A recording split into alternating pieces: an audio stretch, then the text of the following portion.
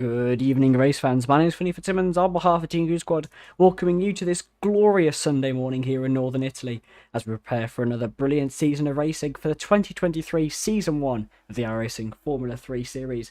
As we battle, as we prepare for qualifying, 28 drivers will be ready to give it all for the coveted pole position here today for the feature race.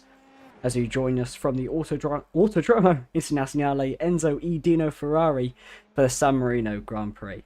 Qualifying shall shortly commence on the weekend. I'm sure will come with loads of action. As we've seen in a Formula 1 race just yesterday, we saw how difficult it is to keep the car under control and how deadly those curbs can be. So we'll be looking out for that, and I'm sure we will not be starved of any action here tonight. As always, presented by Team Goon Squad, 1080p, 60 frames a second. A little bit about the track. 19 corners today on this 3.02 mile circuit. We have 10 to the right and 9 to the left. This qualifying session will be for the 25 lap feature race, and we'll have only a 6 lap sprint race here today.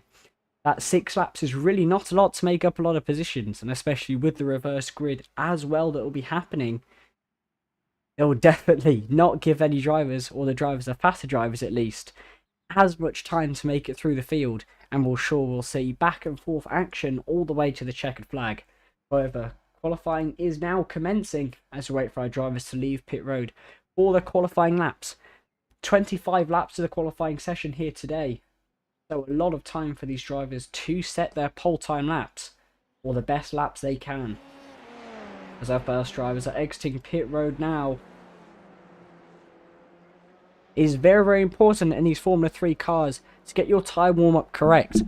The tyre warm-up in these cars does last quite a while, and the tyres do not reach their optimal temperature and on-track performance for at least 2 to 4 laps. It depends on the track and how much downforce you have, how that changes. However, it's really, really easy to just slide those tyres a bit too much on the warm-up, which can hurt your tyres for the whole of the stint, and in qualifying will make sure that you slide around a lot more. And it is hard to control the car on the power. So it's really important to not push the car too much and keep it within the limits, and to not scrub those tyres at all to give you the optimal qualifying lap. Now, these drivers will not be sending blistering times straight away, as I said before. We'll not be expecting any representative lap times, at least, for another maybe 1 to 2 laps. Maybe after that second lap, we'll start to see some competitive lap times come through. However, I'm very, very excited to see who will come out on top in this qualifying session. As you can see, a lot of drivers out here tonight. 28 drivers on this grid, and that's 28 drivers, you can see, all in that final 2 sectors. Ready to push on to that qualifying lap.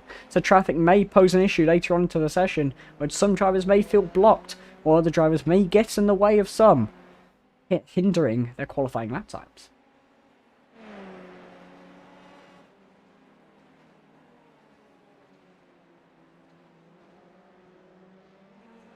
As the drivers come round Ravazza for their first time lap here tonight at Imola, we'll go on board with Danny O'Keefe in the number 15 machine as he makes his lap behind the train of traffic. He'll have a he'll have a slipstream all the way down this main straightaway, so he'll be able to gain that speed. However, there may be small dirty air implications which may slow his lap time through the more downforce reliant sectors. There's a car on the outside racing line there, which definitely hindered his entry into turn 1. However, as you said before, lap 1 isn't as quick as lap 2, 3 and 4. So this lap isn't as important. It's just important to make sure you keep the car in one piece and you're able to push the car on the later laps. Coming through Volno over the left and the right, coming towards turn 7, the toes are hairpin. Very, very important to get the car hooked in, and it's very easy to lose the rear tyres going up the hill. The car just doesn't have the rear downforce yet because there isn't enough air going over the wings to charge up the aerodynamic surfaces. Now coming towards Piratella now, a very, very easy corner to run out wide. The 1X is very, very tempting. However, Danny is able to keep it in one piece and keeps it on the track this time.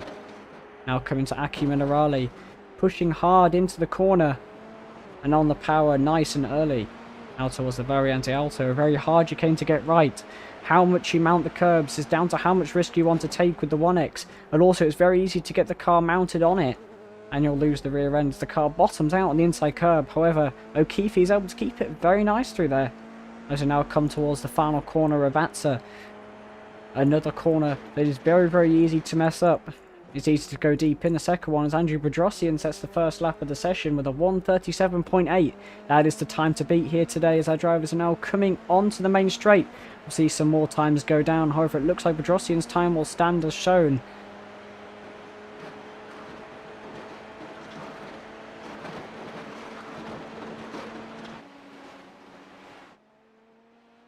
Andrew Bedrosian was the first driver through, so he has the clean air in front of him to push. He doesn't have to worry about traffic for the time being. Coming out of Tosa, you can see he's exploiting those track limits there. He was 9/10 up on Joachim Flubman. Pushing hard once again. That may have been a 1x there on the exit of Piratella, which means that lap time will be invalidated and will not be valid towards the qualifying session. However, you can see he's still pushing hard through Aki Minerali. He wants to get this lap time on the board. Maybe it wasn't a 1x and I'm wrong.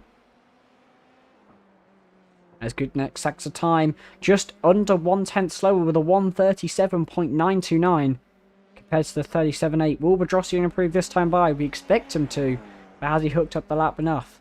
It looks like he's lifting, he's preparing for this third lap. He knows this is going to be his lap to try and set a quick time. Coming out of the final corner, getting a good exit. He does have traffic in front of him, however, I don't think it'll affect him for the time being. As he rides on board once again with the number 5 coming down the front straight across the line to start his third time lap.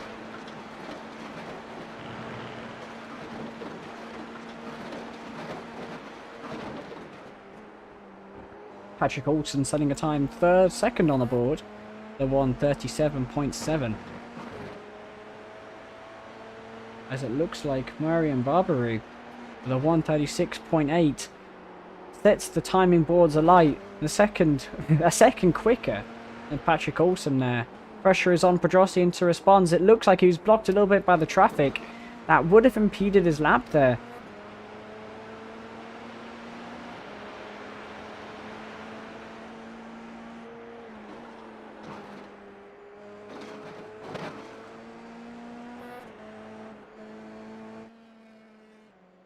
This is a very, very long qualifying session. We're only 6 minutes in, which means we still have another 19 minutes to go in this qualifying session. So that's 19 minutes for a driver to set a quicker time. So these timings you're seeing at the moment, they are sure to improve as we only have 12 drivers with the time on the board as far. However, you can see those times in the midfield, very, very close. Under a tenth of a second between most drivers or near on about. Steve Barbaru weaving to keep his tyre temps in as he repairs for his next time lap and probably his last of the qualifying session before he resets and heads back down the pit lane as he comes round Ravazza out of the final corner to start another time lap here today. As I said before, this is for the pole position of the feature race here today with the reverse grid. It all determines on the results of the feature race.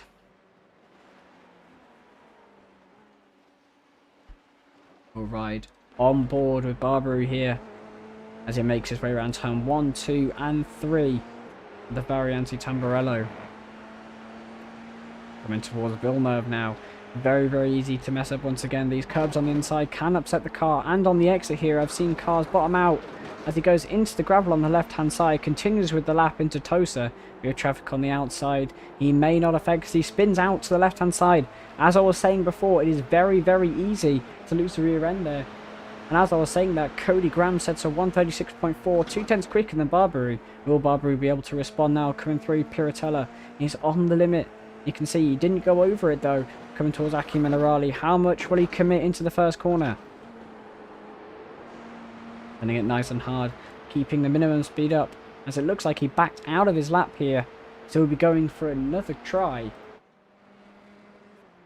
As more and more drivers set their timings on the board. There's still a while to go just yet.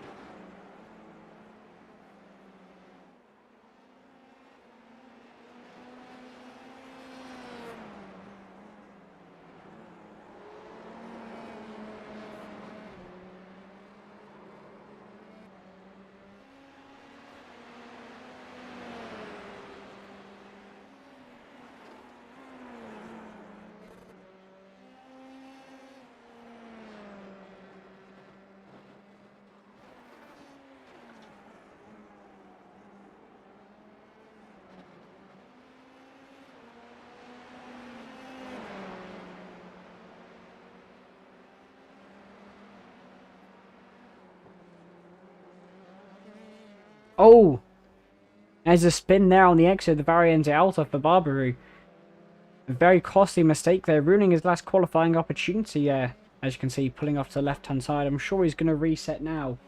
Cody Graham still on top of the board at the moment with a 136.4, as it looks like he's gone off the track as well. He's into the grass with those dirty tyres there. That'll take a while to scrub off for sure. Alex Johnson currently second on the board in a 196, sending a time only 100th of a second slower than Cody Graham's. As he crosses the line, will he improve? Will he go onto that top spot for the time being? Yes, he will, with the 136.3, 1.5 tenths quicker than Graham's.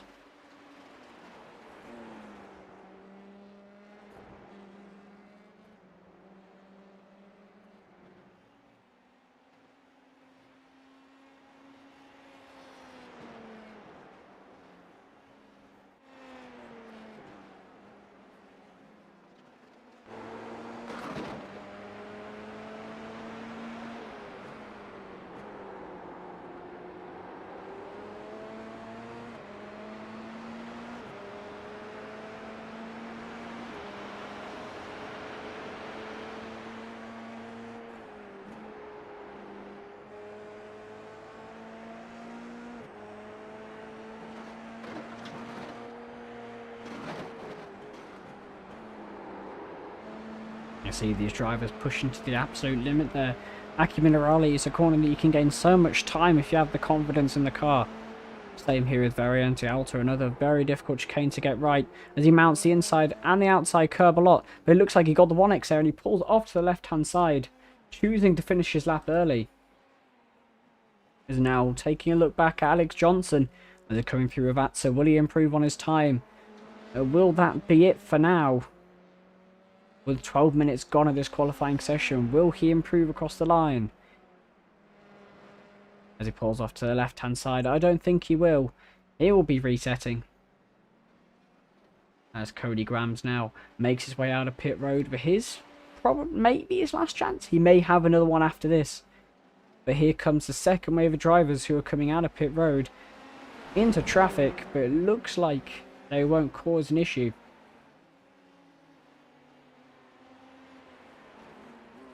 So currently your top five, Alex Johnson followed by Cody Graham's following that front row. Marian Barbaru, then Andrew Bedrosian and Frederick Larson is your top five currently.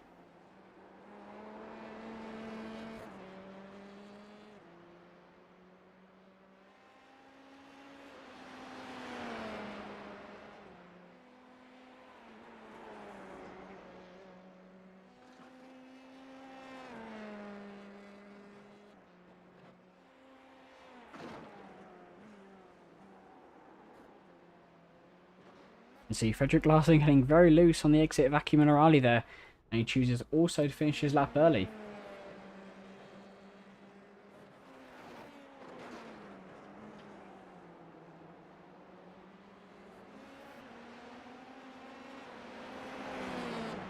There's loads of traffic to contend with there, coming into the final sector of the race, braking just before the 50-meter board, mounting the left and the right, pushing all you can on the exit, being careful of the track limits. Now coming towards the final corner now. Will he nail it? Will he be able to improve on his time currently? He's almost 4 tenths down on our current top time.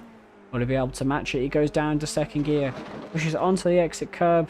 Using all the momentum he can onto the exit now. He has a straight run to the finish line as he jumps down into pit road. So he chooses to not continue with that lap time. Cody Graham's now on his first time lap. However, we do not expect him to set the timing scenes alight at the moment, as of course he is still warming up his tyres and is not in the quickest state at the moment. But you can see he still reaches speeds of up to 152 miles an hour there coming into turn 1. So these Formula 3 cars may only have just over 200 horsepower, but sure do they still have the straight line speed and the downforce to really make a great racing car, and a very quick one at that, which is very, well, much quicker than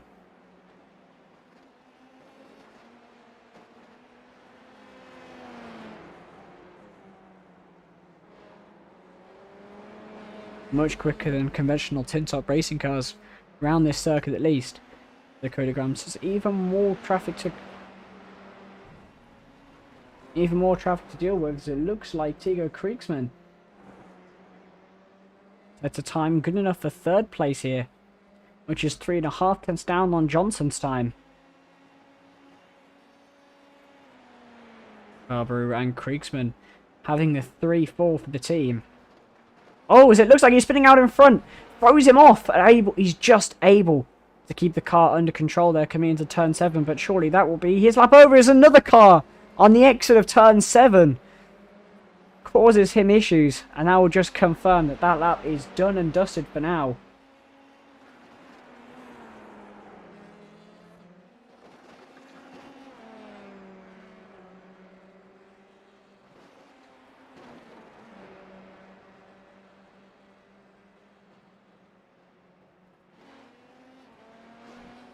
So now jump on board with Cody Grams once again for his first of his second attempt. They're trying to top Johnson's pole position lap time currently. His way out of turn 3. He's 1/10 up, or nearly 2/10 up on Cody Graham's first sector time. He's now approaching traffic. The traffic pulls off to the left hand side, giving him the way into turn 7. Will he be able to hold this advantage? Will he be able to extend it further? He gets a good exit out of turn 7, up the hill towards Piratella now. Once again, very, very easy to invalidate your lap time as sector 2 is half a tenth down, but he is still up overall on Cody Grams' lap time by about a tenth of a second. Coming out of Piratella now towards Aki Minerali, there's more traffic to deal with in front. Will they impede his lap time, or will he be able to improve more? Coming through Aki Minerali now, gets a good exit, traffic pulls off to the right hand side, lets him go, giving a good draft down the hill as well. In sector 3, he is 2/100ths of a second up, so now coming towards the final sector of the track now. Will he be able to improve? Will he hold this advantage? Will he make a mistake into the final corner? Let's have to wait and see.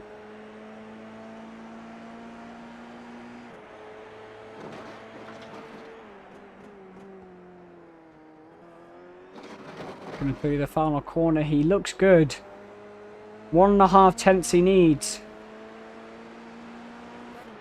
Keeping it tight. Down the far finish straight.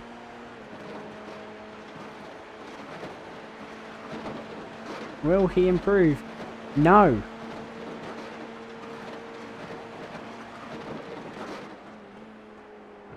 No is the question. 2.3 seconds down Cody Grams was. Or no. I think he invalidated. Johnson is still 1/10 up. I'm going to go back on board with Alex Johnson here as he tries to improve his lap time. He's only just in front of Cody Grams.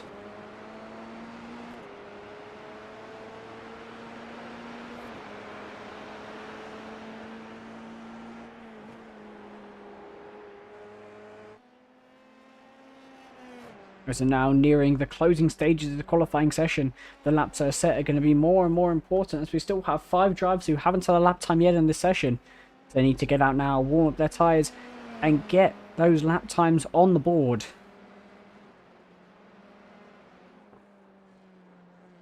See Alex Johnson mounting those curbs perfectly, using all of the exit available.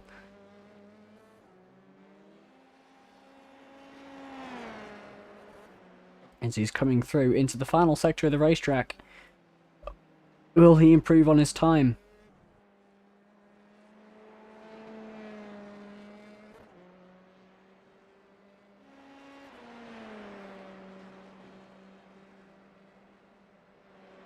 Coming towards the line, will it be? No, he does not improve this time. However, he'll be going at it once again. Cody Graham still needs 1.5 tenths. As we're watching him, he'll be pushing the absolute limits of that Dallara F3 car. Now coming towards turn 3, will he be up? That is the question. He is. By 0.5 tenth of a second in sector 1.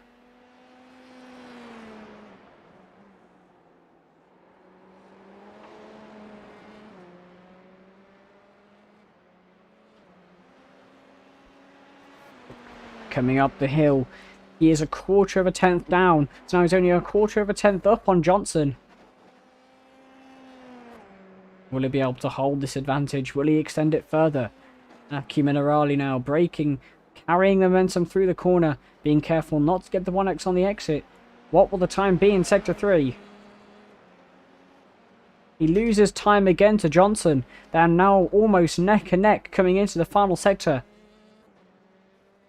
Will he be able to gain more time? He has traffic to contend with. Johnson goes back into pit road. I think he's decided that 36.3 is enough. We'll see if Cody Grams can beat it into Piratella. Oh, correction. Not Piratella, into Ravazza, as he has more traffic to contend with. Doesn't use all the track on the exit, excuse me, as across the line. Will he beat Johnson's time? I think he will improve still. No! 4 tenths down in that final sector means that he does not improve on the time.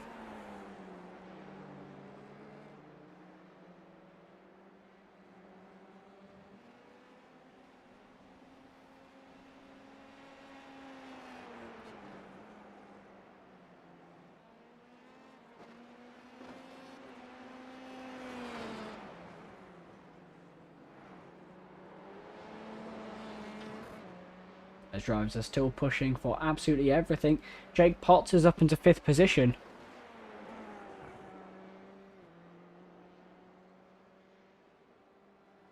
So watching him go around, we'll jump on board with him as he finishes his final flying laps here today at Imola.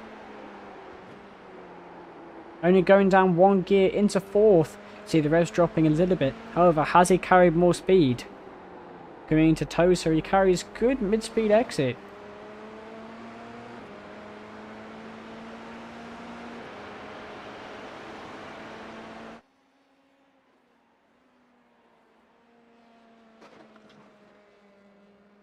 These drivers giving it everything now.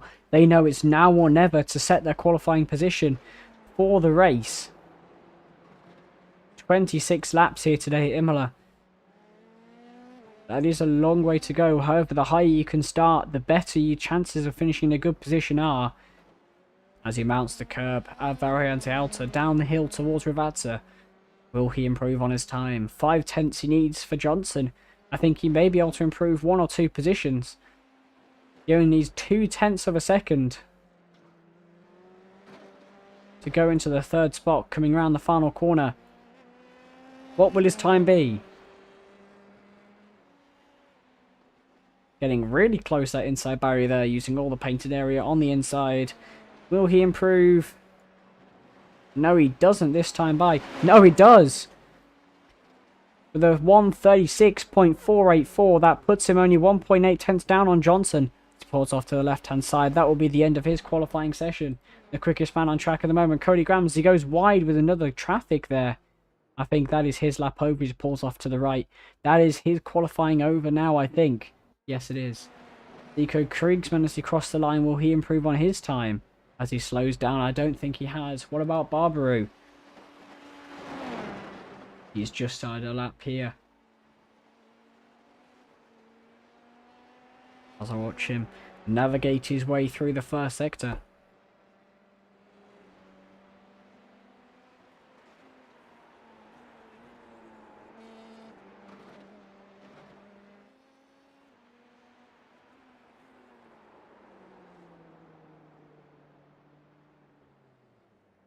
No, he pulls off to the left. That's his qualifying session over. So there's not many cars on track anymore. Andrew Bedrosian in 6th place will be looking to improve on his lap time. However, he locks up going into the 2nd to last corner. Will he still improve on his time? He's 7 tenths down at the moment from Johnson.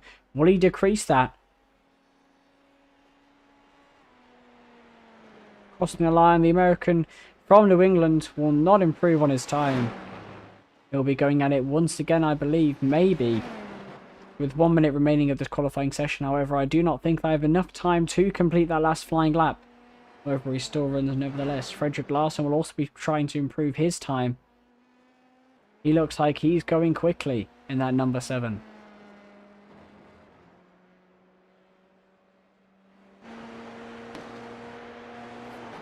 Going to Villeneuve, having a little bit of snap entry, oversteer even. Having a little bit of moment, but he keeps it in one piece, doesn't lose too much time. Coming into the hairpin, carrying as much as possible. The car starting to step out and exit, but controls it well. Going up the hill now. Will he take this corner well? Will he carry enough momentum?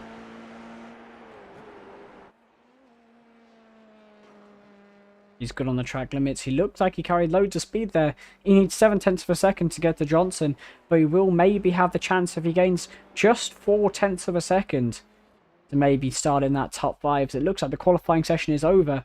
So that is your starting grid here for today. Also run through. Starting on pole, Alex Johnson, the Swedish man with a 1:36.3, starts on pole position.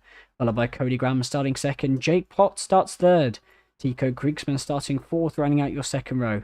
Marian Barbaru starting 5th, Andrew Bedrosian starting 6th, Frederick Larson starting 7th, Jeff Schroeder 8th, Frank Beezer 9th, and Jelkin Flubman is your top 10.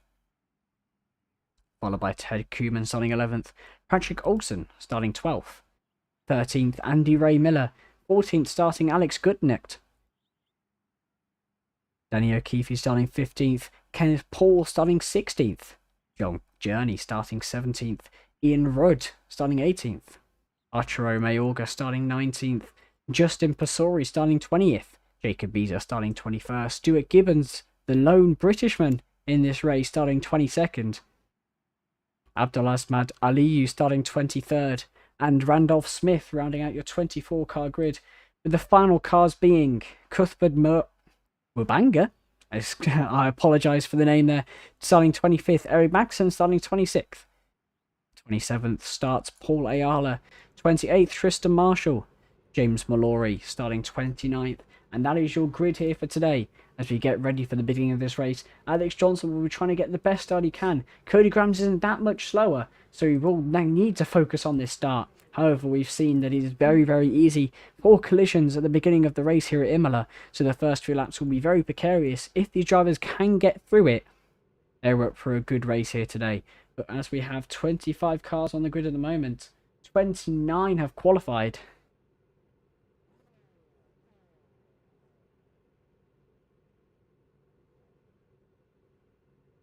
As we just have a couple more seconds till the green flag.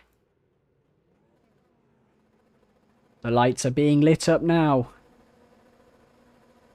As it's 5 lights.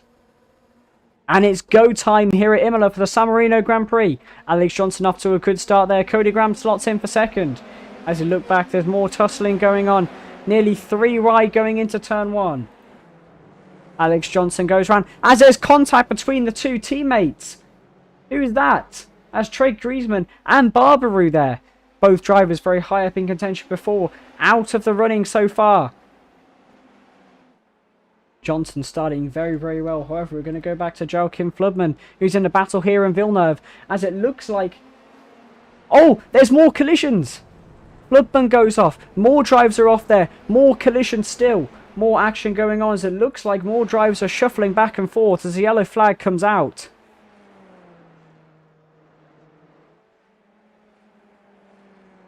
That is the safety car here today on lap 1. Only 13 drivers remain in this race already. Absolute drama at the beginning of this Imola race. The San Marino Grand Prix not off to a good start. Your top 5, Johnson, Grams, Potts, Larson and Bedrosian. Schroeder making all the way up to 6th place, the highest climber at the moment. Alex Goodnecht all the way up to 7th place. He is now up 7 spots from where he started, as well as Ian Rudd. He started 18th. He's now 11th in the running. Your top 3 remains unchanged.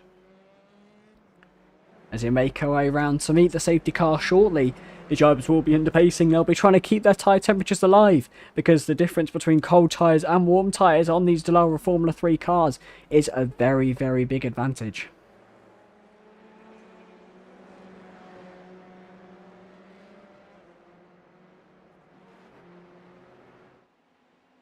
I can see these drivers weaving, as I said before, to get the all-important tyre temperature.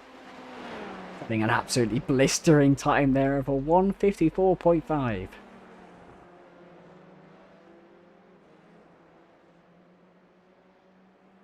You can see not many drivers in the running at the moment.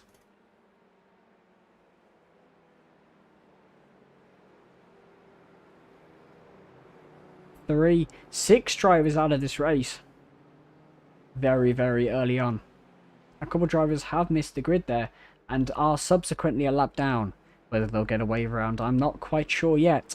However, we're now back under that Porsche safety car for a little bit of tranquility after the massive action that happened on lap 1 here today.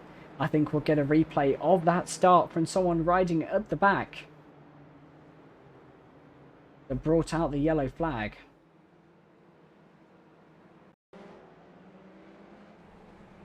Let's have a look. So there's massive collisions there. Multi-car incident blocking the track. As it looks like there's more collisions. I think I'm going to rewind it a little bit. It looks like there's more collisions on the inside as well. 2 teammates colliding.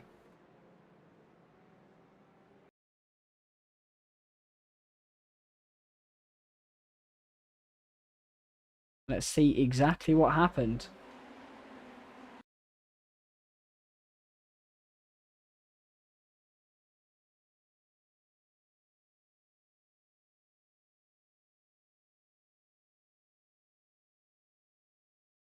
As we're watching, we can see drivers tussling out ahead.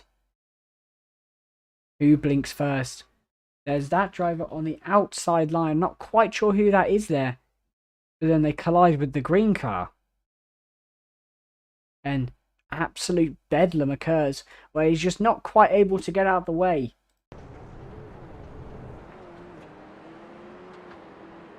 And this is where the yellow flag came out. So a lot of action early on in this race as we're about to round out lap 2 here today. It looks like the safety car may be out for another lap here.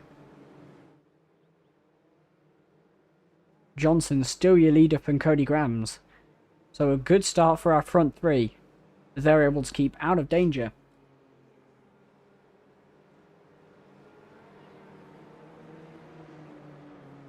I do not believe there's a rule against towing.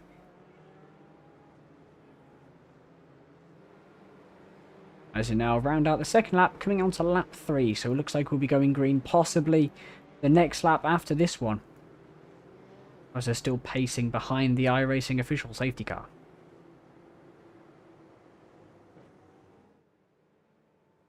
You can see we have 3 drivers who are a lap down currently. As you have 16 drivers still in the running here today for the San Marino Grand Prix. So a lot of the drivers you can see on that timing tower out of today's race so far. However, they will not be going yet, so they'll still have a chance in the sprint race later on. After this one, after this 25 lap race has finished.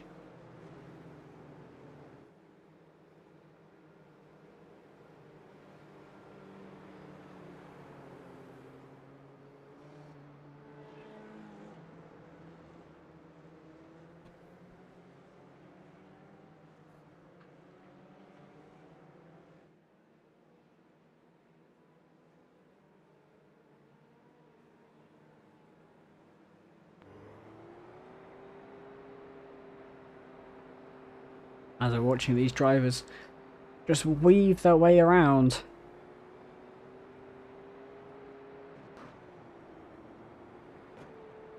Trying to keep that tire temperature up. There is a mandatory pit stop in this race, so the more fuel they can save, the less fuel they have to put in at the pit stops, which is why they're running those high gears. Which will save them time inevitably, as the fuel is the limiting factor in how long the pit stops are.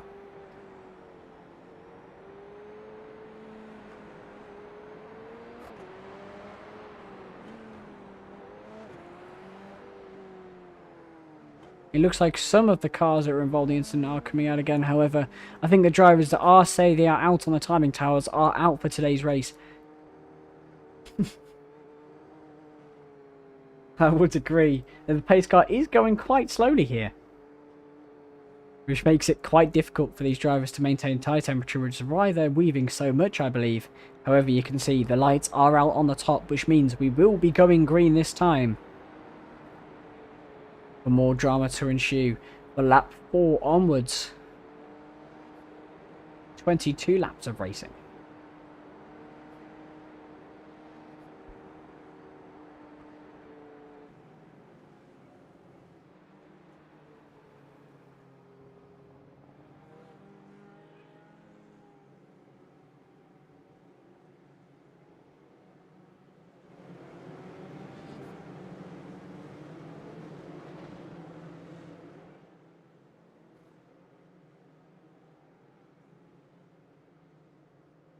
As we're now making our way down to the final corner, the drivers are sorting out their final order for the restart.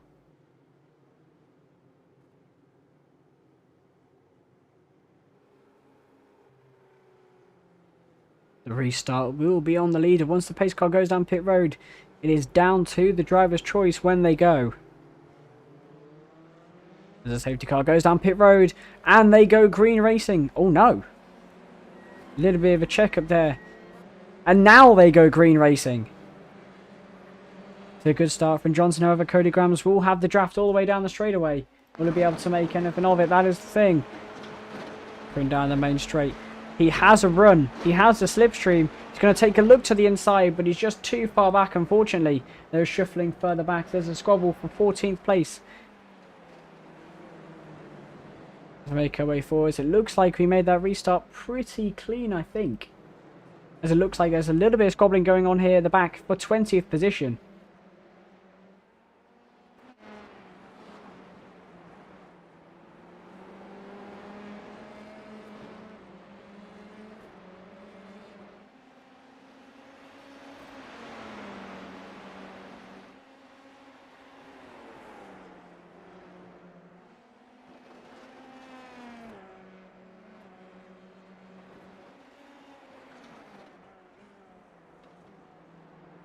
You can see no drivers have made their pit stop yet under the safety car. Just yet.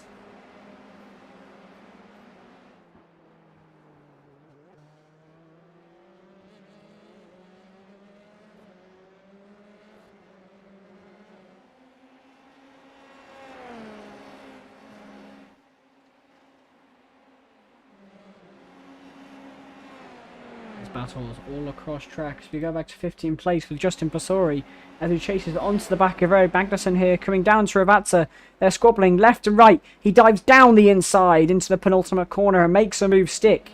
An absolutely sensational move from him, bringing him up to 14th place as he now sets his sight on Mayorga for 13th. As it looks like Mayorga, and who's that as well? I think that was Danny O'Keefe as well that goes down pit road. Apologies for the timing tower spasmications that are going on at the moment. I'm not quite sure why. As soon as I scroll down, it seems like it tends to mess up just a little bit, so we'll keep our eyes out front. However, it looks like Barber is also in a little bit of a battle here. 3-car battle for 8th place here.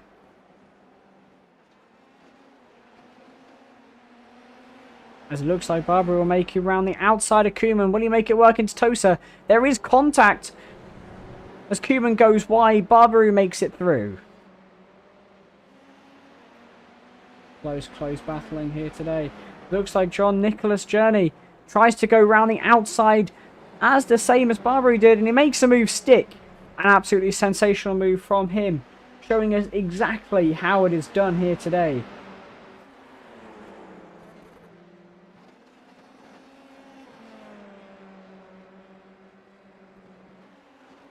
Drivers giving it everything already in this race. As the pack is still pretty close together. As they make our way back to P5, watching Andrew Bedrosian. I see Tails, the top 5. We've kind of broken away a little bit from Gutnick in 6th place.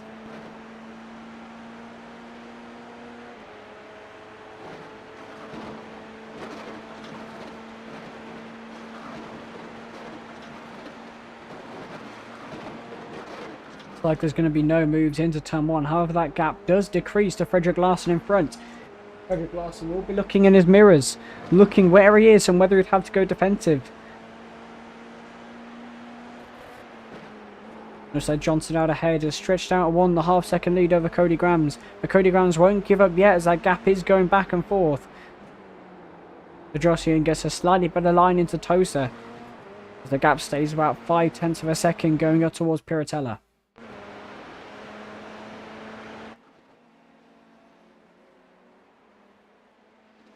As it looks like there's an even closer 3-car squabble here. Patrick Olsen catching onto the back of Gutnick. It looks like he may make a move down the inside into Aki Minerali. decides better of it and breaks a little bit early coming into the first part of the corner as he mounts the inside curb there, really disturbing his car, and it looks like he's at threat now from Baraboo as Baraboo decides to go down the inside. Will he make it stick? Yes, he does.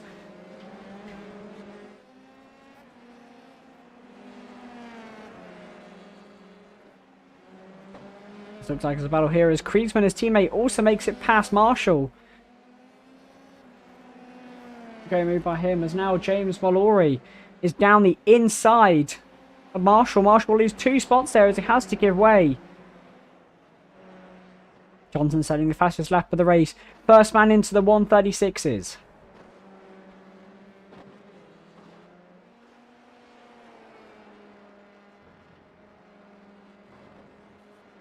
As it looks like a battle here, Frederick Larson tries to switch back on him. He goes round the outside of turn 3, closes the door. He's now down the inside into Villeneuve. Will he make a diving move? No, he backs out. Bedrosian goes deep. He goes for the switchback. The battle's now going to be going into turn 7. They're side by side, banging wheels there. Frederick Larson goes out wide once again, tries to get run out of the corner. Bedrosian stays ahead. Great battling going on here as the closest battle on track. So we'll continue watching towards Puritella now. Down the hill towards Aki Minerali, who will have the better run. It looks like Bedrosian managed to hold his position. Larson closely following. He's looking for any opportunity to get back by and take that 4th place back off him as Bedrosian took it off him not so many laps ago. Coming down towards the up towards the Variante Alto, I must say. Out in both curves using all of the track available. 5/10 the gap now between the drivers. It looks like Larson may start to lose touch just a little bit. However, the battle is not over yet. It's very, very easy to go deep into the penultimate corner here. Will he be able to gain more time? That is the question. As it looks like James Mallory has had a little bit of an incident there. We're going to have to watch a replay of that one. So I'll go on board with him as he goes into toe chicane, overcooks it a little bit, goes over that curb as he sits in the middle of the track, reverses. And he just disappears. Very, very interesting there. However, it looks like Cody Grams has set the fastest lap of the race. A 136.91, marginally beating Alex Johnson, who also has a 136.91.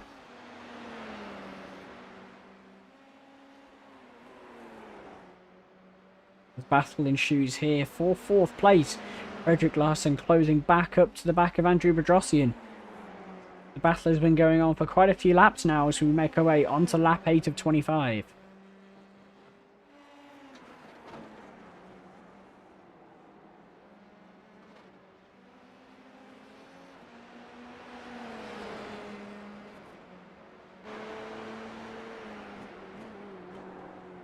You can see a little bit of rear locking there for Larson. However, he keeps it under control very, very well. Good car control from the Norwegian. A correction from the man from Denmark. I'm getting my flags wrong here. As he makes his way into the final 2 corners. Will he be able to get a run on Bedrosian? 6/10 the gap as he mounts that outside curb. The floor scraping, creating loads of sparks. It looks like it didn't quite help him. However, it is a 136.587 for Johnson, re-establishing his fastest lap of the race. Cody Grams only be able to match him with a 136.97.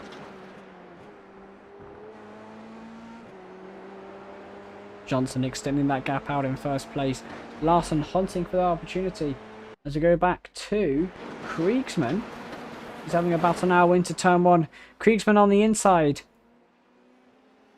Visa, unfortunately, is forced out on the outside line. Not much choice, unfortunately. As it looks like there's battling back and forth here. Oh, who's that? That's Tristan Marshall off the track there. Giving up loads of positions. He's down to 17th place.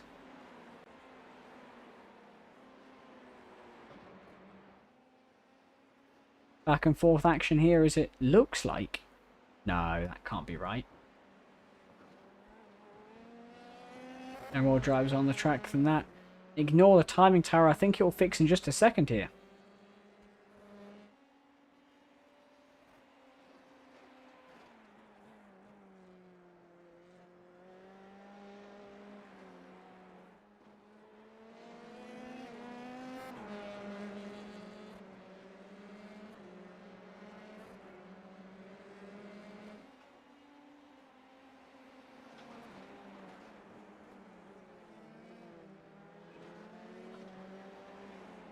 You can see our driver's instance, how many points have they used. We can see the majority of the drivers on a 1x or a 2x there. However, Cody Grams, Potts and Larson all on 0x's there, all the way from second through third. So they're being conservative, making sure to conserve them and maybe use them later on if they need to. However, Koeman goes to the outside line. Will he be able to make it stick around the outside of Gutnick? He goes over the inside curb. He wasn't given much space. He's forced to back out into turn 3. Now they go. Gutnick stays ahead for the time being.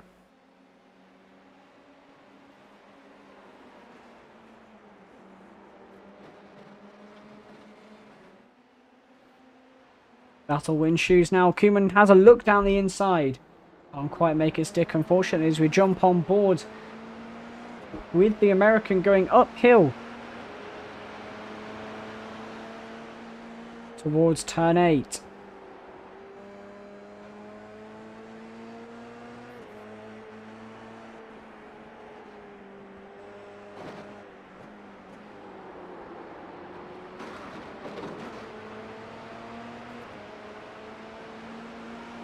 As it looks like he's trying to make a move down the inside. He backs out of it. No, he makes a move down the inside into the Variante Alta. Will he make it stick? No, he can't. He loses out. Olsen gets ahead. Rudd is also coming up behind him now. Will he also be able to move the move stick? It's a 4-car battle for 8th place here.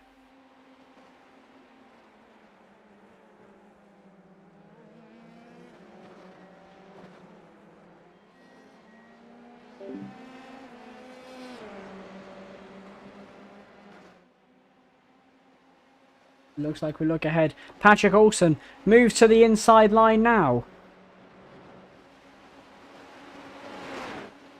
Patrick Olsen managed to get ahead of Alex Gutnick. And it looks like the battle behind as well is shaping up as Rudd gets round the outside of Koeman. Koeman losing out big time there. Only a second ago he was battling for P6. And now he's pushed all the way down to P9. Over. The battle still ensues. Koeman getting good mid-speed exit out of Villeneuve and is right back on the back of Rudd. Ian Rudd will be looking in his mirrors now, looking where that pink number 63 goes. As they're now coming on to lap 11 of 25, not even halfway through the race yet.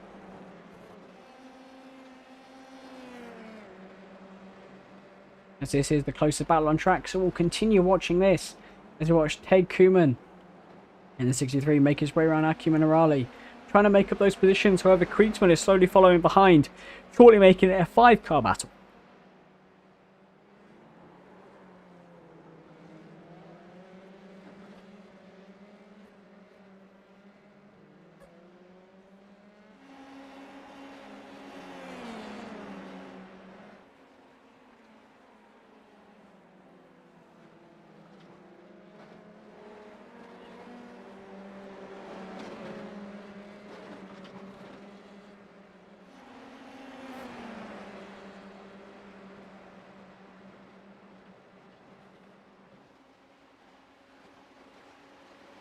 As we're watching, that is Kriegsmann behind as he makes his move down the inside of Ted Koeman. Nothing much he can do there, getting forced down the order. 10th place it is now as he goes wide into turn 1.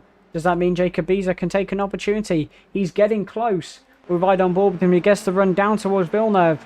He chooses the outside line. Will he hold it around the outside? He does commit. Shrins will have the inside line for the second corner. Koeman carries good speed on the outside and they touch! Massive contact there on the crash and the exit of Villeneuve towards a Tosa hairpin. Absolute disaster for both of these drivers, taking them, both of them, out of the race. They will no longer be able to repair that car for sure, which means they'll be starting quite far back for the feature race. Big scenes here on lap 12 as more drivers make contact. As we're watching our leader, Alex Johnson, showing us exactly how it's done here. Spreading that gap to Cody Graham's 2.4 seconds it is. Cody is still hanging on. However, Johnson still has that edge of a couple tenths a second a lap. He's able to continue to pump in those good lap times. So the 36.5 last time by for Johnson. So 37.2 for Graham's. So that's 7 tenths of a second the difference there.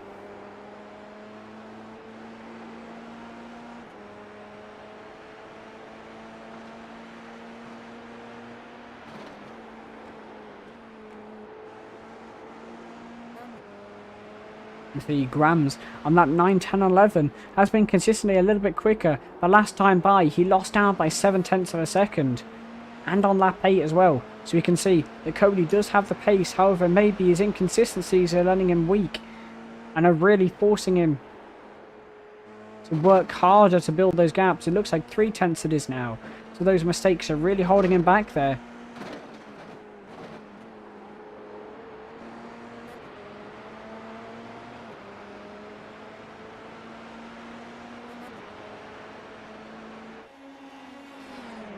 As we go further back now, this is the battle for 16th place.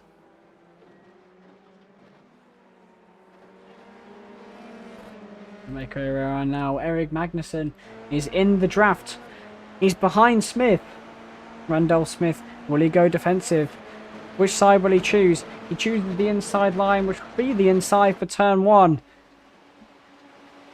As it makes his way down the inside. Making the move stick now. That moves Magnussen up to 16th place in today's race. As it looks like there's even more squabbling behind. It's not over yet.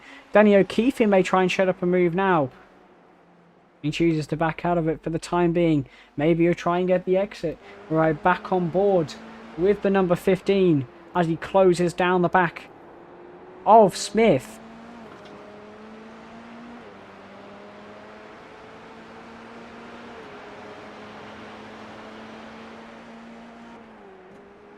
On lap 14, the 25, the battle still ensue.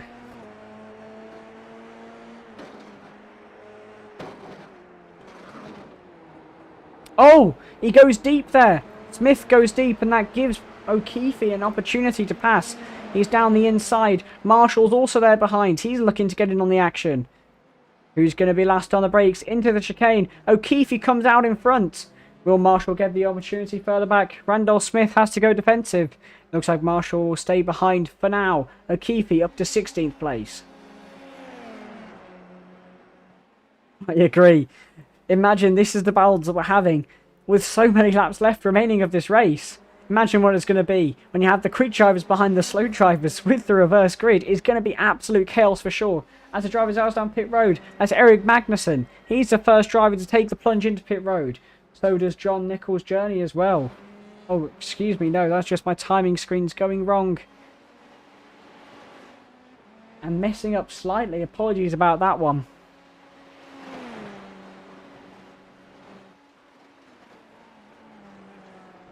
As you look at the lap time delta, Cody Graham's last time by was 5 tenths quicker. As it looks like there's cars there beached on the inside. Who is that?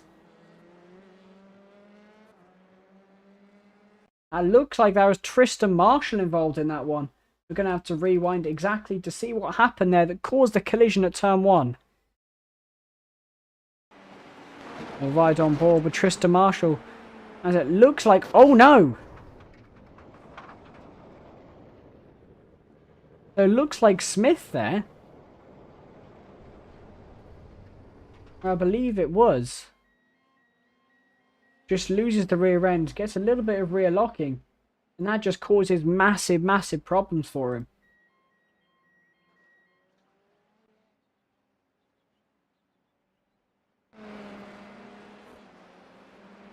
As we now pull back to the racing action.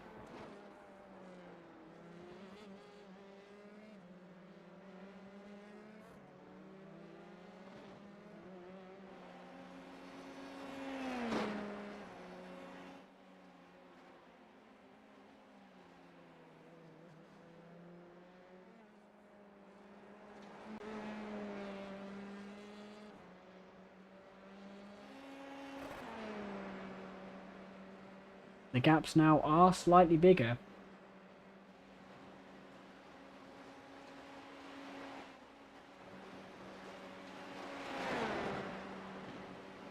You can see the drivers who are pit so far in this Grand Prix.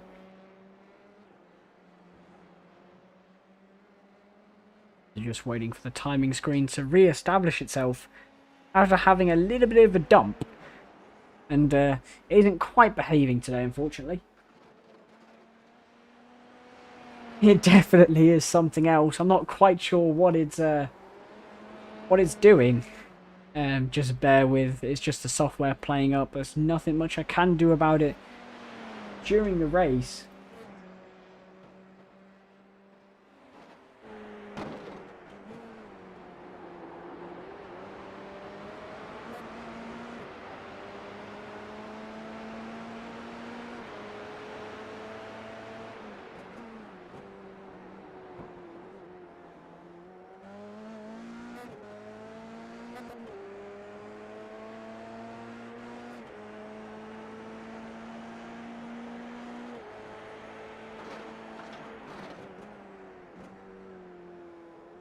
We're watching Danny O'Keefe as he approaches the rear end of John Journey.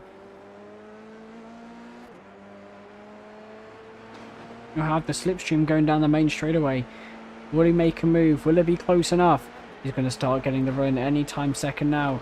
That closure starts to come down. The gap comes down. 1 car length. What chooses will he side?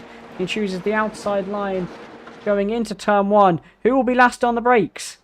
Oh, they made contact! Big contact there. Losing massive amount of time. Journey and O'Keefe coming together on lap 17 there. As O'Keefe struggles to keep it on the track. Good on him. Trying to make sure that he does not run into anyone else.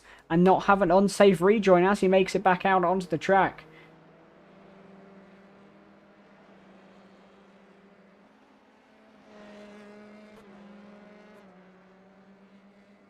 The timing tower is having a massive fit.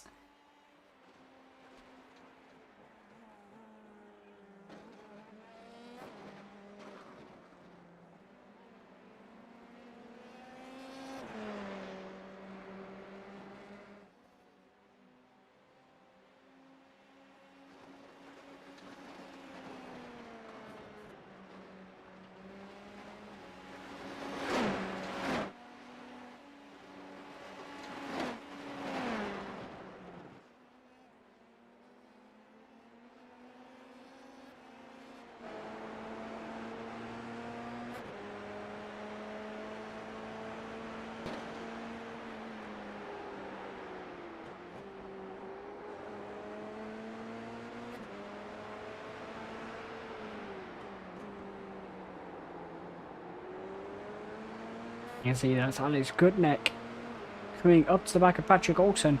You can see he's starting to fill those mirrors of the Team Banana number 77.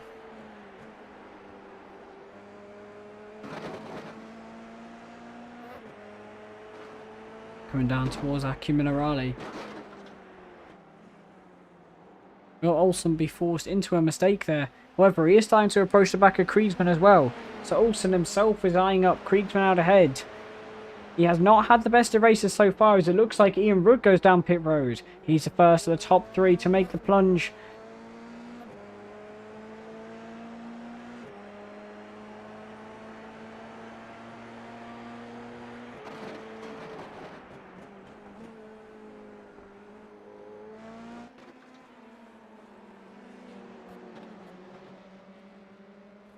Coming out of the final corner, will Goodneck have a run towards turn 1?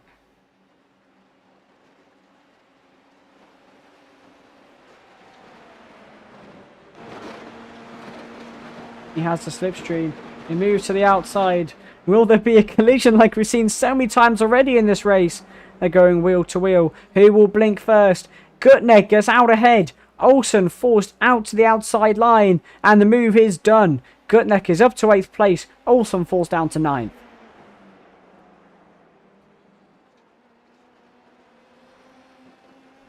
A little bit wider out of Villeneuve, but it doesn't affect his line too much.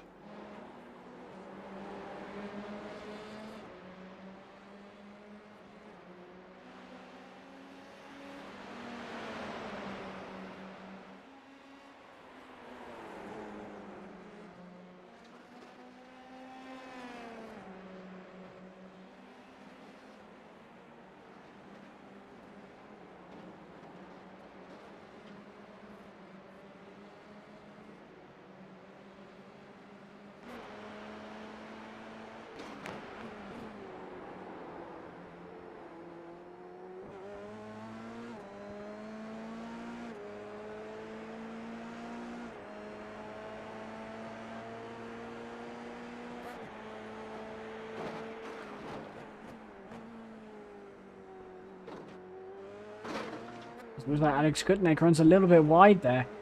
That gives Patrick Olsen the opportunity on the exit of the final corner to get a run on him.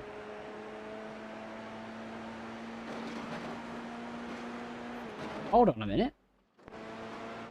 What's happened here? Oh, never mind. It's just the timing software had a heart attack there, as it appeared that Alex Johnson had fallen down to 6th place, which he hasn't, thankfully. However, I'm sure that definitely gave us all a heart attack watching at home, as the gap now stretches to 6 seconds between our front two. Alex Johnson showing us how it's done, putting in the work and the consistency that's put him to this point, as it looks like there's more tyre smoke up ahead. And Randolph Smith's involved in an instant there, so it looks like he has a little bit of a spin. We're going to have to watch a replay of that one. It's riding on board with Randolph Smith here.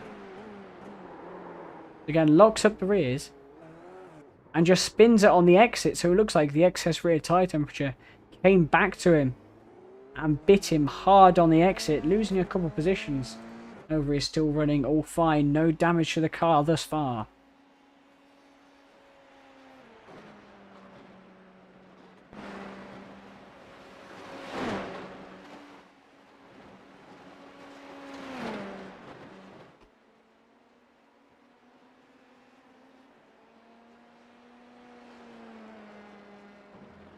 You can see who has made a stop in this race. Drivers yet to make a stop. O'Keefe looks to be the only driver so far that hasn't pitted on lap 11.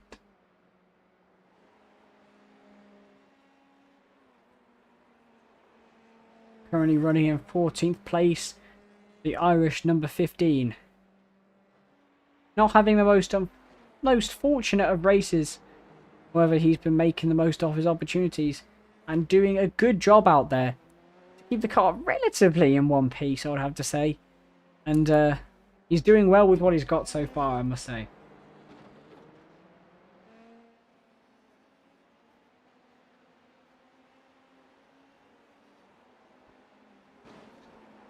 Oh, it looks like...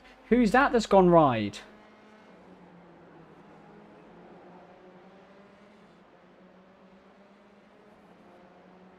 Looks like that was lap traffic that went right there. Patrick Olsen and Alex Goodneck both making it by.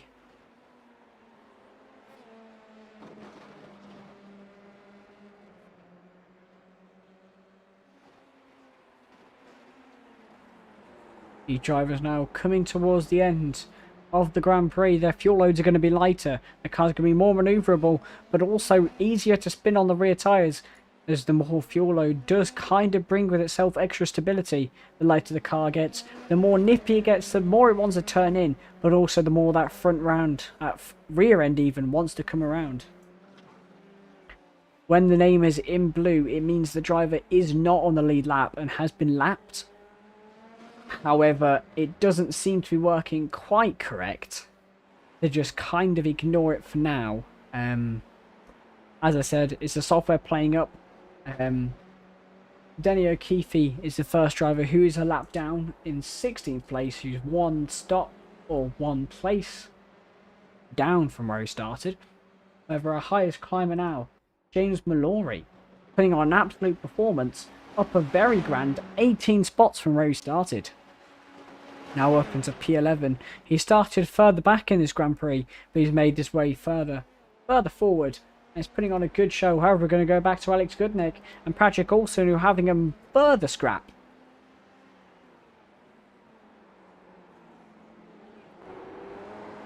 The fight still continues with 5 laps remaining at this Grand Prix.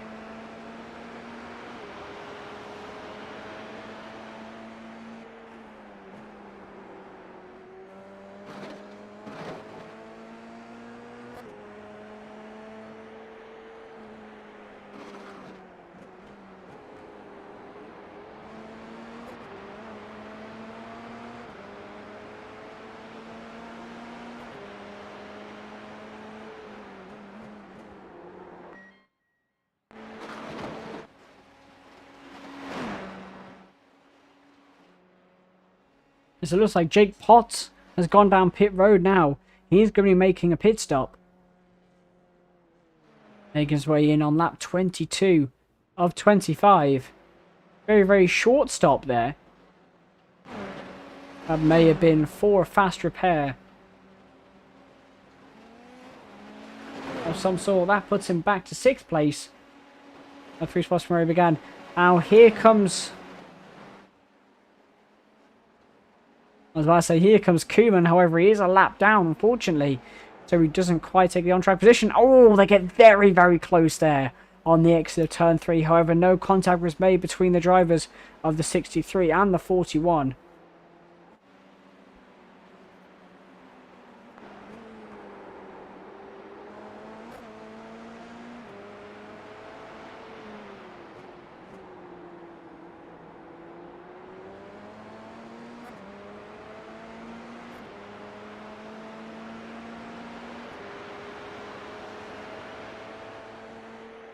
On lap 22 or 25, the time is running out for Olsen to shape up and move on Gutnecht.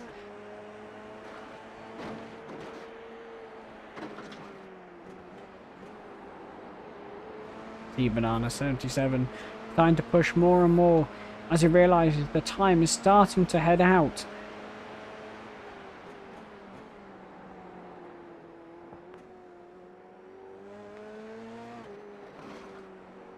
It looks like there's a battle shaping up now between Frederick Larsen and Bedrosian. The battle for 4th place. Bedrosian weaving left, then right, then left again to try and shake the draft off and not give Larsen the advantage down the straightaway because he knows he's going to get close. More weaving. Going down towards turn 1. Larsen won't be close enough to make a move, I don't think, into turn 1. Oh, he clips the grass there, keeping it in a straight line. Make our way back now. Olsen. He's on the outside line coming into turn 1. Will he make the move stick? They're still too wide. Gutnecht on the inside. Edges him out. Still front wing to rear wheel. Coming down into turn 3. Olsen tries a switch back. Can't make it.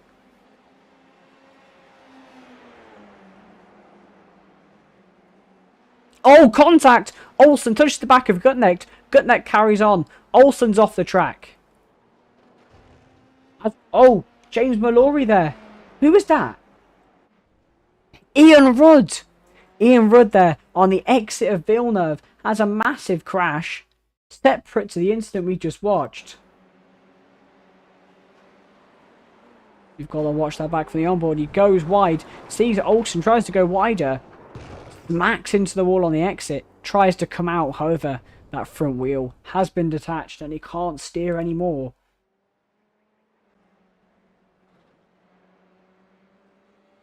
That is his race over here tonight, as more and more drivers are out of this Grand Prix.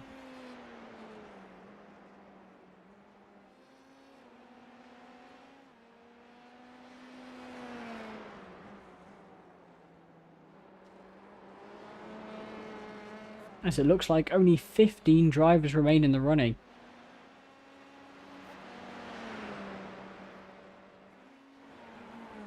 There's a further battle here into turn 1. Larsen, Bedrosian. Larsen tries to switch back. He tries it once. He nearly tries it again. They're still making contact nearly. Coming down to Villeneuve. Bedrosian has the advantage. Larsen's still there though. He makes a move down the inside. Tries to make it stick. Nearly made contact there. He's trying everything now on the penultimate lap of the race. Tries a move down the outside. Locks up the rears there. He is trying absolutely everything to try and get by the number 5 here. The number 7. Giving it absolutely everything. He's thrown the kitchen sink. He's thrown the whole bedroom at Bedrosian. But Bedrosian still holds smart.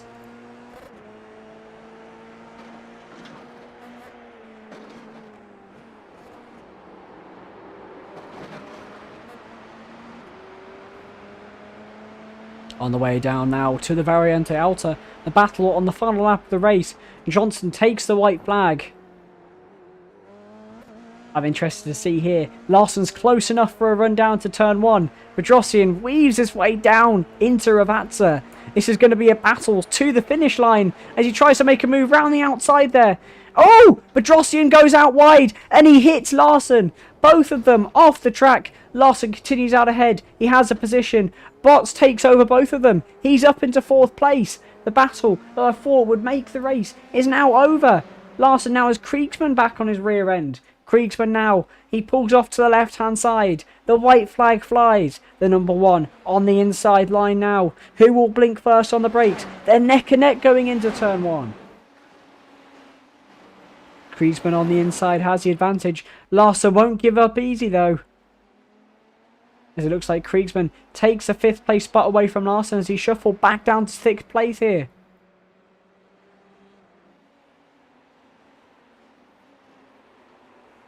Drama all the way to the finish line here. Larson still 2 tenths behind Kriegsmann. The battle is not over yet here for 5th place. That top 5 spot is still down to anybody.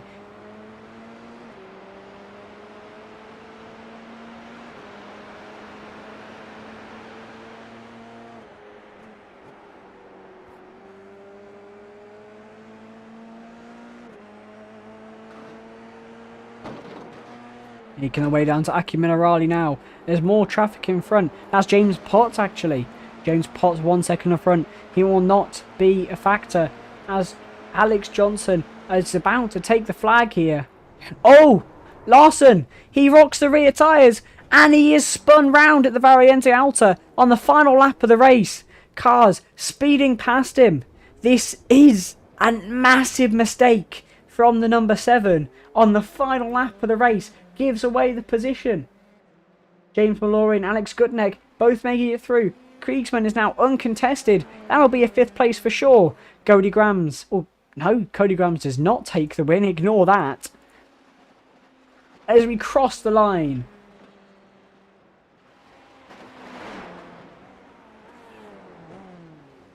As you look at that, Stuart Gibbons has seemed to have had an incident here.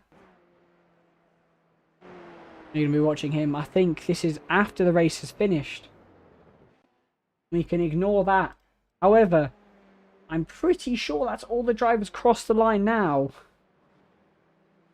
Maybe we're waiting for a couple more.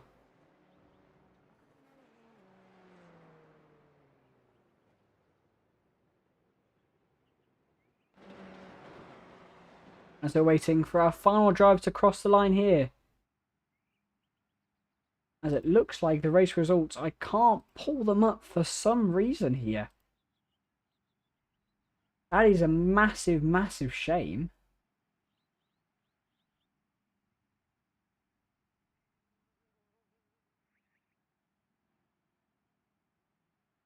Not quite as sure why that has happened. Unfortunately, I cannot pull them up. But wow. Reflecting on that race, some absolutely mad action and some big points as well for some of the drivers.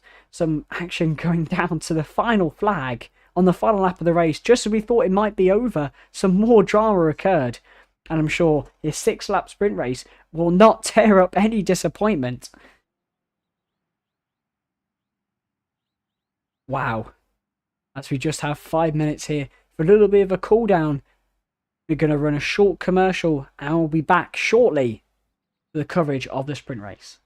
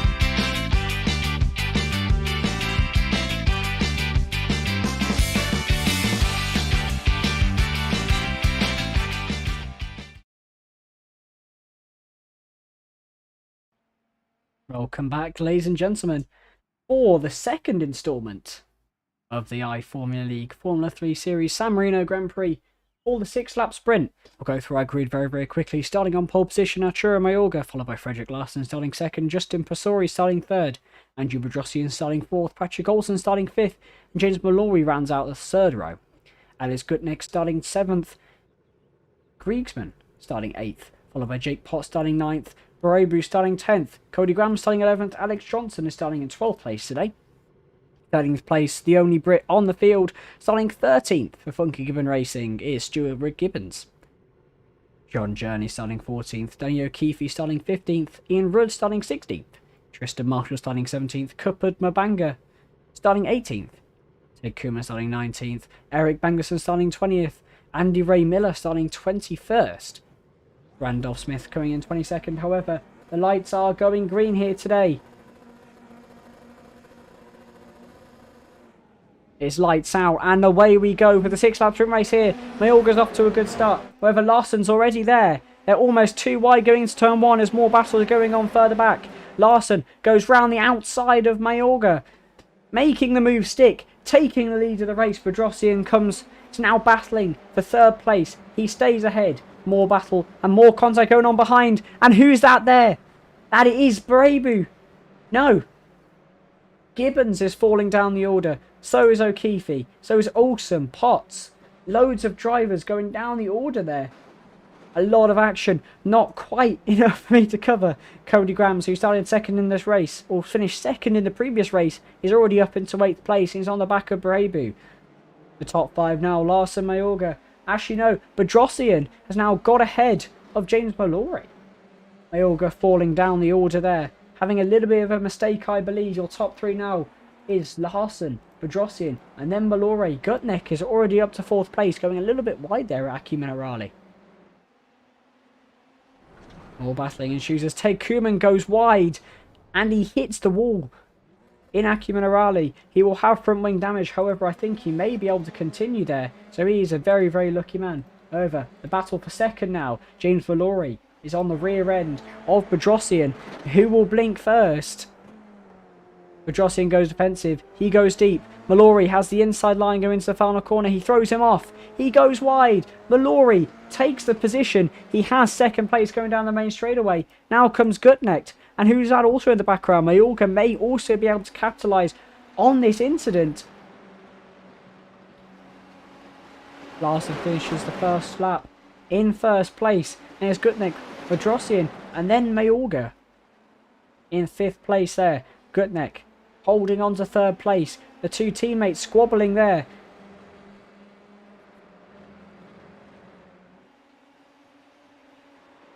As we're watching Gutnick on the inside, Bedrosian takes a peek to the inside, can't quite make it. As they continue battling, Mayorga looks to the inside, Bedrosian goes offensive, makes a move down the inside. Gutnick cannot fight back, and Bedrosian takes 3rd place away. Now coming up the hill towards Piratella, this 3-way battle is not over yet. Both drivers very, very similar paced here. As we're running on board with Mayorga, who has a front row seat for all this action going on between the teammates.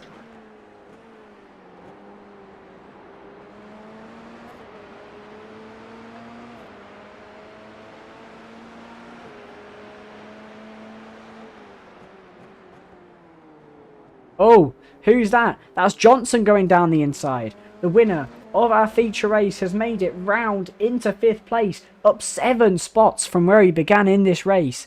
However, there is a massive battle going on behind. Barebu poking his nose round. It looks like there's contact. Both cars, Pastori and Mayorga, go wide.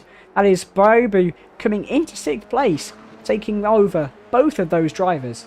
As we go further forward, Alex Johnson is now setting his sights on Gutnick. He's making his way up very, very quickly up the order here. There's also a battle further in front as Mallory gives way to Bedrosian.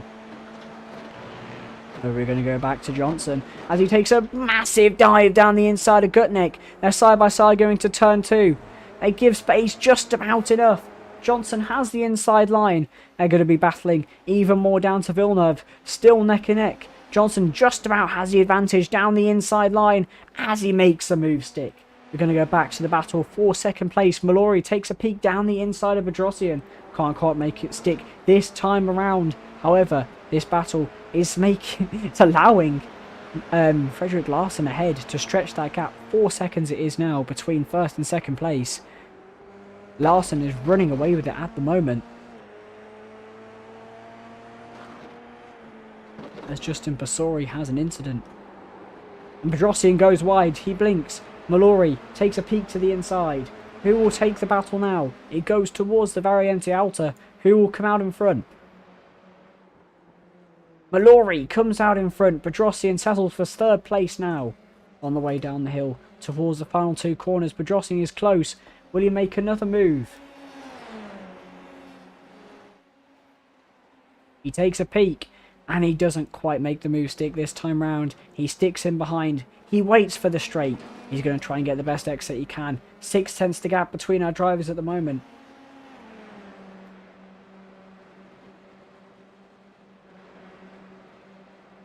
As we have a 3-car battle here for 5th place. 3 wide. Barebu on the inside as Gutneck gets past. Johnson's also involved in this squabble. Oh, apologies. That's actually Andy Miller.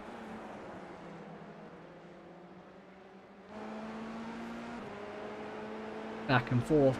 Switchbacks all over the place. Barebu's going to be looking for a move. Round the outside. Gutneck goes defensive.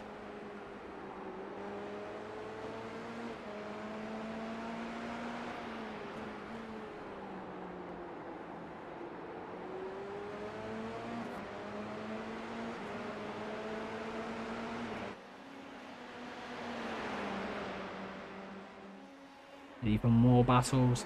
However, he can't quite get the run into Piratella. They go down the hill once again. 3 cars neck and neck, all separated by a couple tenths of a second.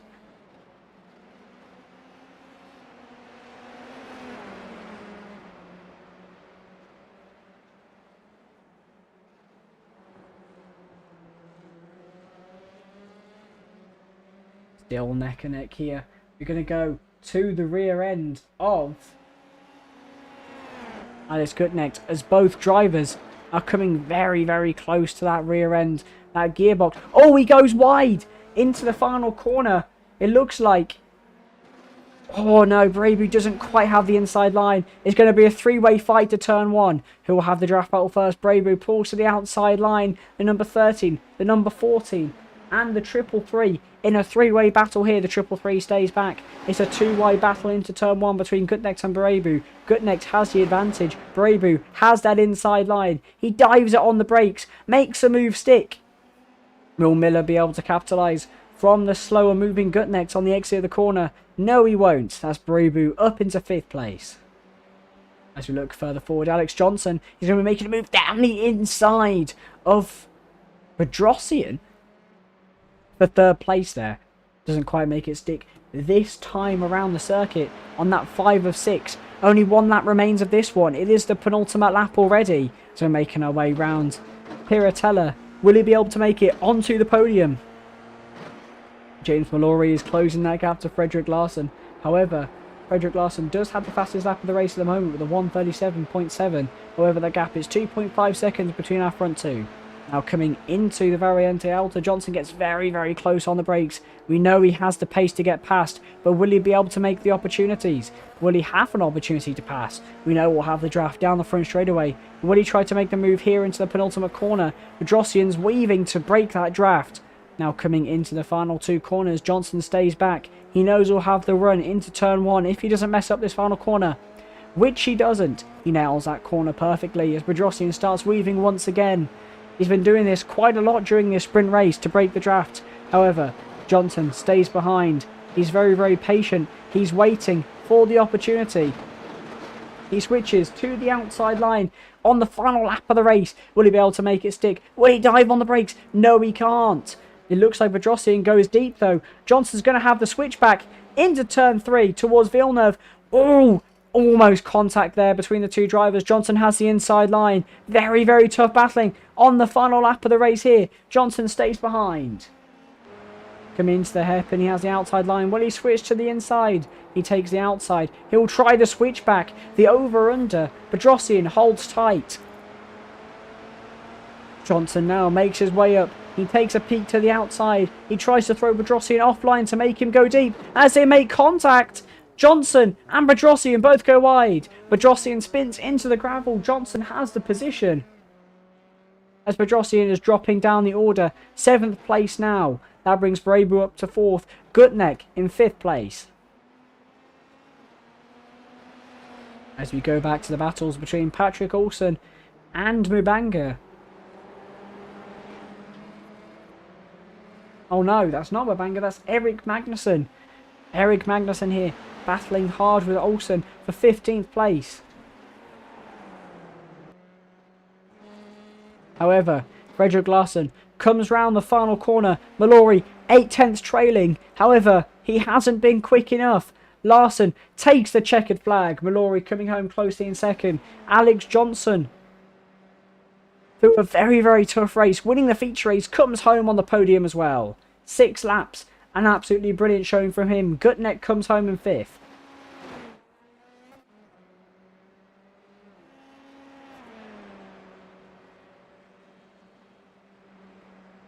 These are crossing the line in P11. Journey will finish 12th. What more battles are there? There's a battle here to the line. Jake Potts is down the inside of Mubanga. He makes a move into the final corner. Will he be able to make it stick? Will Mubanga get a run? No, he won't. It's not quite enough. James Pott makes it up into 18th place as he crosses the line, making moves on the final lap of this race here.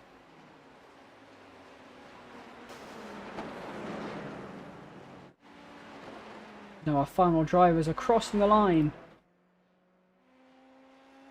We just wait for Ted Kuman in the 63 machine, not having a brilliant race here, having his show of bad luck as he makes his way around the final corner to be the final car on track to cross the line before we can round out today's weekend.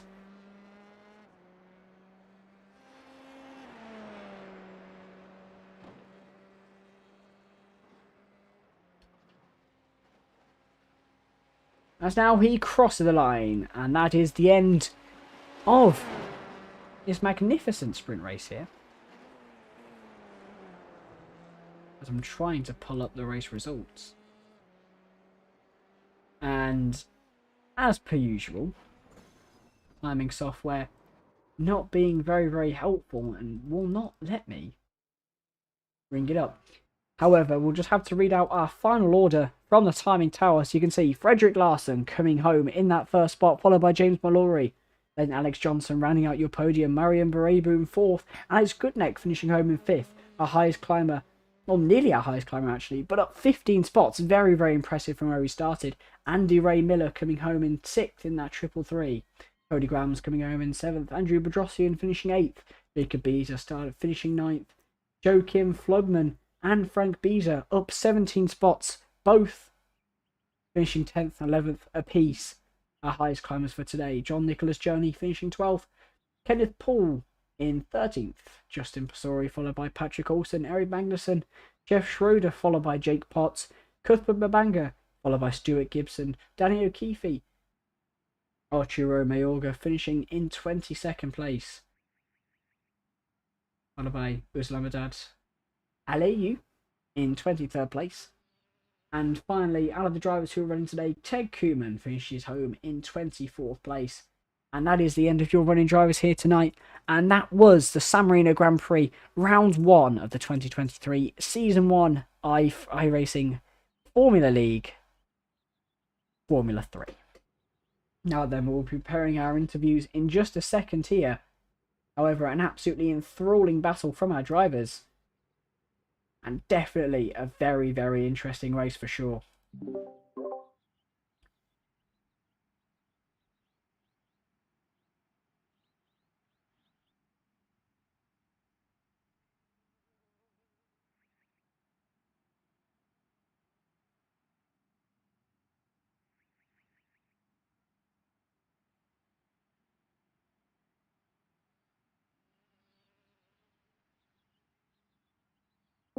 Now then, our first interview for the evening, Alex Johnson with an absolutely dominant performance there, completing the feature race with a massive margin. How good of a race did it go for you?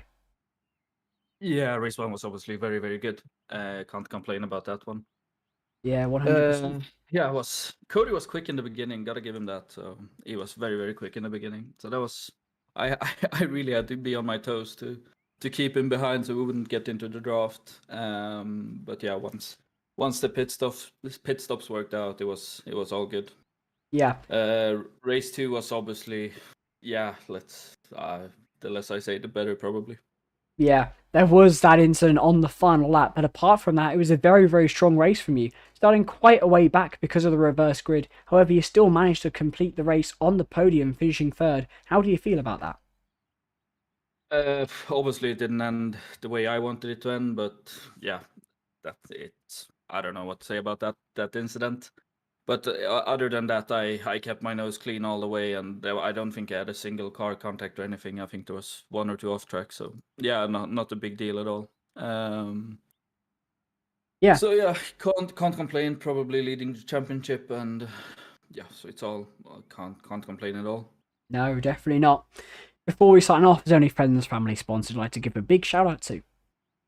Of course, thanks to the team and thanks to my personal sponsors, Alcantech, Nyman Racing, and Almitech. Brilliant. Thank you, And Alex. thanks to you guys for the broadcast, of course. Thank you very much. Hopefully, we'll speak to you next week as well. Hopefully. See you then. See ya.